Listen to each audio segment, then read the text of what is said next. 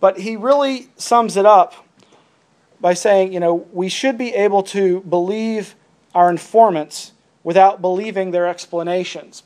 And this is the problem that so many of the skeptics, so many of the hardcore ufologists who reject alien abductions have been grappling with for so long. You know, for a long time, in the early days of the UFO phenomenon, you know, the UFO researchers, they were just coming to grips with the possibility that this wasn't just some, you know, foreign country's aircraft, but this was some aircraft from another planet. And they really weren't willing to even entertain the possibility that there were occupants. So when those stories of occupants started happening, they were really appalled. They suppressed the data, and it took a long time before they would even start talking about what we now call close encounters of the first, second, third, and on upwards kinds. Now, he goes on in this quote. This is from one of the best UFO lists that you can find out there called UFO Updates. He quotes religious studies scholar Jeffrey Kripal saying, "I am saying that you cannot read genuine paranormal events as simply subjective occurrences, as anecdotes, but neither can you read them as stable, predictable, replicable, measurable things out there, unrelated to subjective states of consciousness. They are both subjective and objective, or if you prefer, they are neither."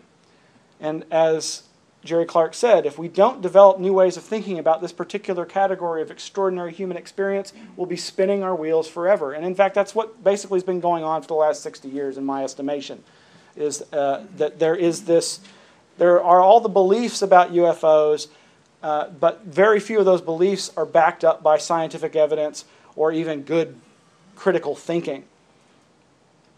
But thankfully, Jerry Clark's finally come around. Now, there are a lot of psychological phrases, terms, and ideas that have been bandied about by skeptics and debunkers to disprove the possibility of these phenomenon. And without going into great detail about all of them, here is a list of just some of the more popular ones that have occurred over the last few decades. Of course, the first one is just this idea of confabulation or false memory. The idea that there might be some real experience at the heart of the report, but that the witness is somehow lying to not just the investigator, but to themselves, so much so that they actually believe what they're saying. And this idea that memories can be false, that you can have a memory of something that in fact did not occur. Now, this became pretty sticky over the last several decades. I'm sure you've all heard of things like child abuse, and the wilder versions of that, satanic ritual abuse. The idea that there are groups of people who not only abuse children, but have networks of people that abuse them. Debunkers and skeptics, you know, call these panics and don't believe that any of this goes on. Now, a lot of psychologists in times past didn't believe that sexual abuse actually happened at all. And I think we can all agree that yes, it does. But in the last few decades, this idea of false memory syndrome was raised. And in fact, there's an organization called the FMSF, False Memory Syndrome Foundation, who are dedicated to the idea that not only do false memories occur, but that they can be induced, and that they're tearing apart families, and that a lot of claims of sexual abuse are in fact just confabulation and false memories. Now, without going into detail, there are a lot of spooky things about that organization, not least of which are there are a few people on there who have been accused of the things that they're saying don't happen. So I'll just leave it at that so I don't slander anybody. But another thing that became vogue for a while was the idea of fantasy-prone personality disorder that was advanced by psychologists Cheryl Wilson and Theodore Barber. And you can imagine what this is. Basically, they just believe that they showed that a lot of people, like 4% of the population, are fantasy-prone, that they spend most of their time daydreaming, and they're highly hypnotizable, have a history of childhood abuse, and often report pregnancies that turn out to be false or what they call hysterical.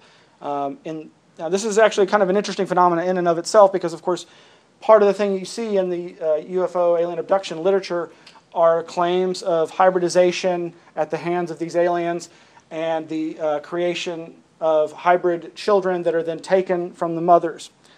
There's been some interesting research into that. It's the kind of thing that can be very difficult to get a doctor to certify, but you know, I'd say that I've seen good evidence on either side that it doesn't happen. Maybe it does. A really good resource on the issue of fantasy-prone personality was an entire issue of the journal Psychological Inquiry from 1996. Covered this from a lot of different perspectives. They had ufologists, they had psychologists, debate and dialogue about this subject. But suffice to say, I don't think that fantasy-prone personality disorder explains the entirety of UFO phenomena or even the abduction phenomena. Now, one of the phrases that was used in the previous slide by Jerome Clark is one that I've always liked, and that is the idea of liminality.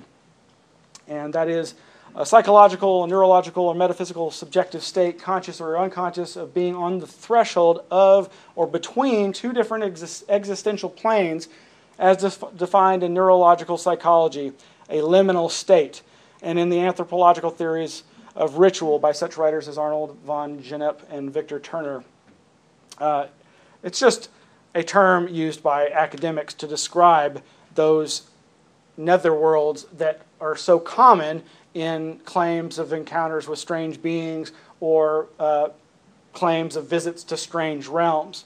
In fact, the word twilight is very apropos as a synonym, and when you consider things like the abduction phenomena so often occurring in a bedroom when someone's going into or out of sleep, that is a liminal state. That is it's also called hypnagogic in terms of the imagery that's often experienced, but liminality is just one of those terms that can be used to describe that sort of thing.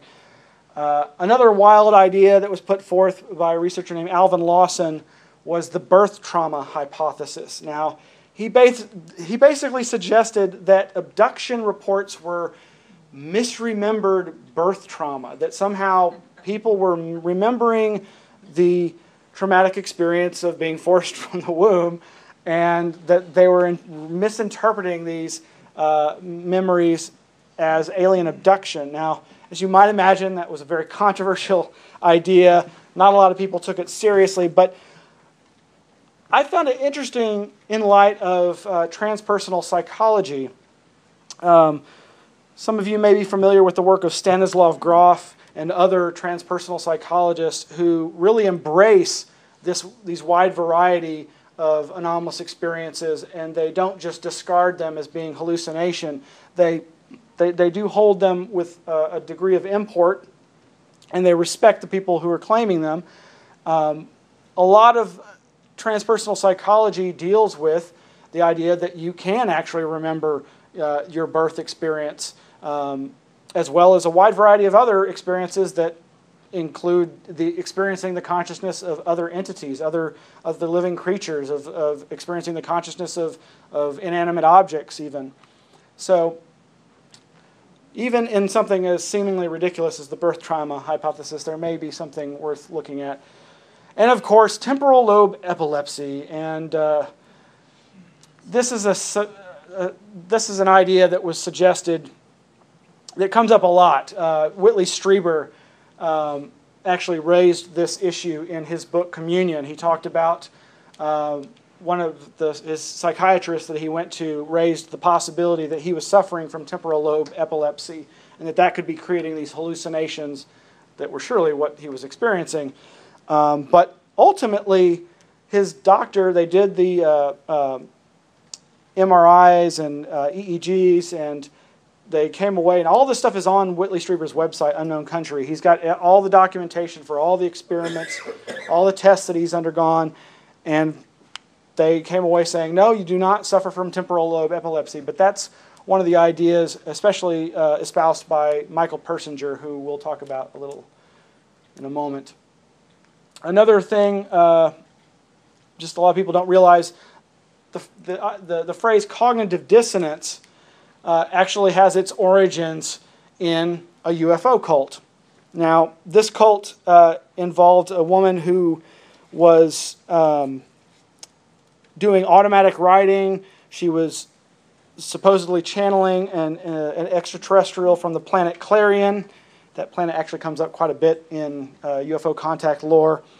And a group of people had started surrounding her who believed her ideas about the end times that were coming. It was basically, she was predicting a flood was going to destroy the world, but they were going to be saved by the saucers.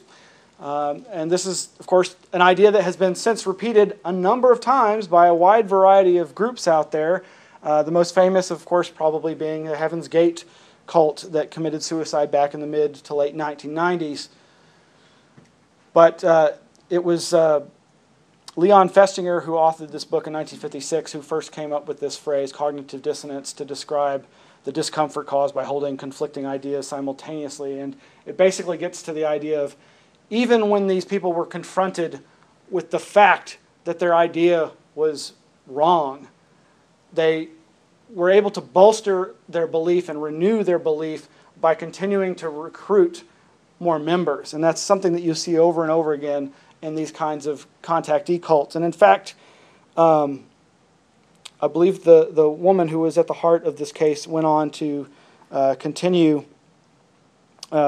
channeling and delving into the New Age. And another idea that I think is just skeptics' way of writing off these experiences is this idea of folie à deux, the French word for a madness shared by two or more. Again, this is just basically writing off these phenomena as a psychiatric classification, which is actually in the DSM-V. Now, interestingly enough, Wikipedia cites related phenomena that we might kind of come back to later, and that is the possibility that there was a chemical developed by the military to induce the madness of two. And it also comes up in the research of Metzner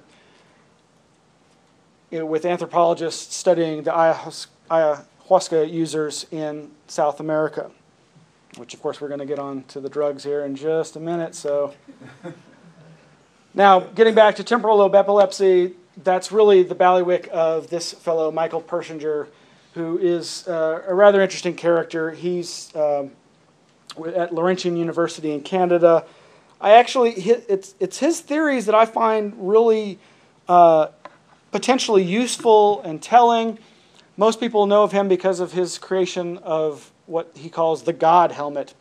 And that is this helmet with magnets on it that he uses computers to program how they oscillate around different parts of the brain to induce experiences that are very similar to the felt presence that people often report in their bedrooms when they have the bedroom visitation, alien abduction type experiences, the levitation of the body sensation that's often reported in out-of-body experiences, and just that sense of being in the presence of something divine even. Now, I've heard a lot of criticisms of Mr. Persinger's work. He comes across as being an absolute materialist, reductionist debunker. He basically is suggesting that all of these mystical experiences, all of these supposed contacts with extraterrestrials can be reduced to hallucination in the brain. We're back to just, it's plain old fantasy. But I think he actually has some interesting ideas, not least of which is he espouses ideas about the potential for creating synthetic telepathy.